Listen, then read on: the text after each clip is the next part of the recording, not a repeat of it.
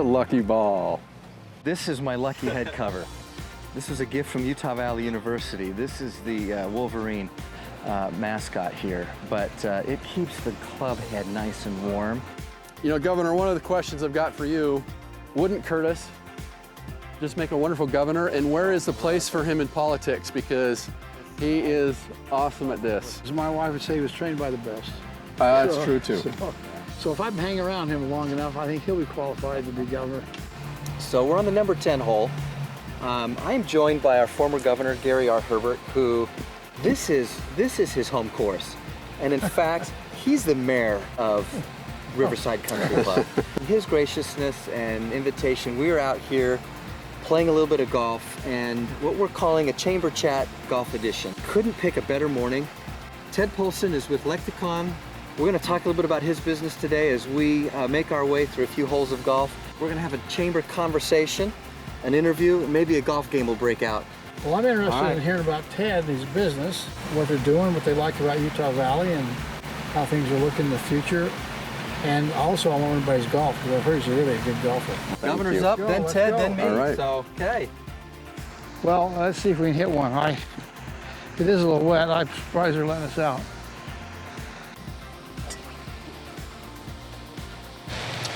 Nice ball. A lot of middle there. You know, in the ancient days, I may have been a big hitter when I played with Curtis at Fila Golf, way back 100 years ago. Yeah. But nowadays, it was no. 20 too, but who's counting? Oh, look at that, right down the middle. Holy Oh, cow. man.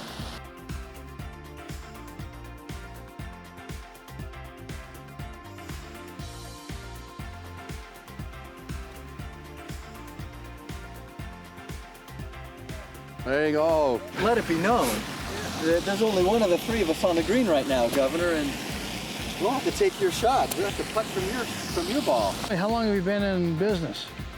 Oh, for 100 years. I started out. You don't look that old. I'm probably older than you, or no? I doubt it. No, I went to BYU for an undergrad degree, went to the U for my law degree, and then I went to Southern California and practiced law down there for a while, litigation. And I came back up here and commuted to Southern California while I did securities work. Really? And then I started several companies, and then most recently I got involved with a learning and development company. I had a client, I was a securities attorney, and I had a client that wanted to raise some capital for their company, and they were insolvent. And so I ended up going in and taking it over as a turnaround. Yeah. And we provide, we still provide driving safety training to first responders across the country.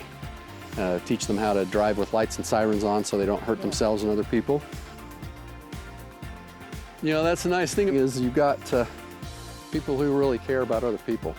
With our core values and the stuff that we do, we're all about building connections and engaging people and continuing learning. And It really is a kind of a Utah culture trait.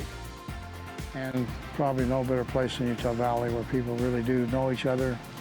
The culture is one of helping your neighbor. And we want you to succeed. That's the chamber. It's the voice for business, making sure that every business has a chance to succeed based on their merits and their ambition and their talent, which is what should happen in a free market. yeah, So we hope the Valley Chamber helps that to be a known issue and a principle and policy. well, you know, I know the Chamber's been around for a long time, and one of the things that's been awesome about Curtis engaging with the Chamber, right, is he's built on a great legacy. Yeah.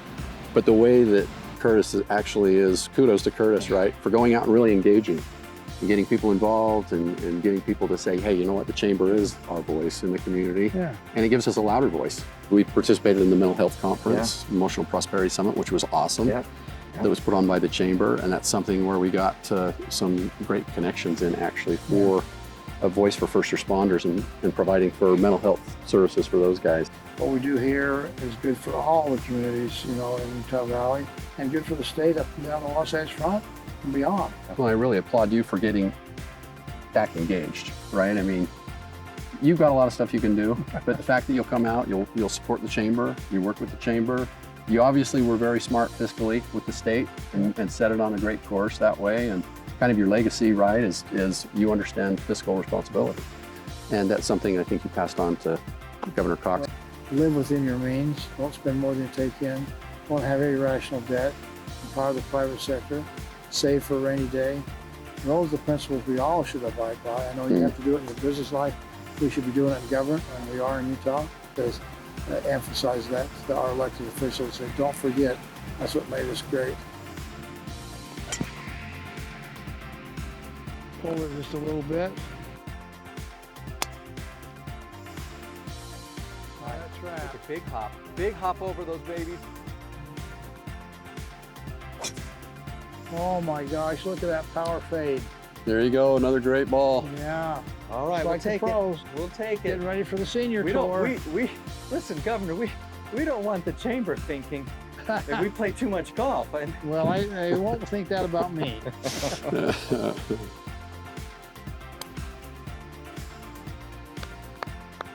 Great shot.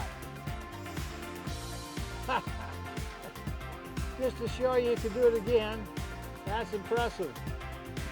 So Lexicon provides first responders with training across the country, and we wanted to provide mental health support to first responders to put together a program that basically, we call it VEST. V-E-S-T, and it stands for being vigilant, engaging, sustaining, and transitioning. And the reason why that's valuable is we talk about a reservoir of resilience, and for first responders, they deal with a lot of stuff. When we talk about VEST, we're talking about being vigilant and understanding the risks of the job, engaging daily with the right tools, sustaining yourself with the right connections, and then the T is transition, to remember to transition when we go home, because we take off our vests, literally, they take off their bulletproof vests, but we want them to take off their mental and emotional vests, right, that have been catching all the crap, the trauma that happens during the day. You shake that thing out, you hang it up, and you go in and you be a person with your spouse, your partner. One of the things that we try to get them to remember with VEST is that they're greatly valued for the work that they do, but more importantly, as people, they're of great worth. And so that's the whole VEST program.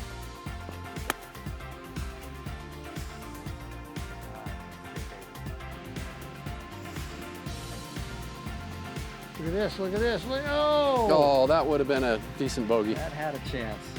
Well, Ted, what a treat to have you out here. Oh, well, Thank you thank for you. joining the governor and I. And Yeah, very The nice sun is playing with shining, you. it looks great out here. We credit you for that. Yeah, well, Bringing thanks for beautiful having me days for out. business. Thank you for being a Yeah, part of the appreciate chamber. everything you do with the chamber and everything you've done for the state. Well, good luck to Thanks. you. Thank you so much. Thank you. All right. Okay, be well. All right. Okay, see you.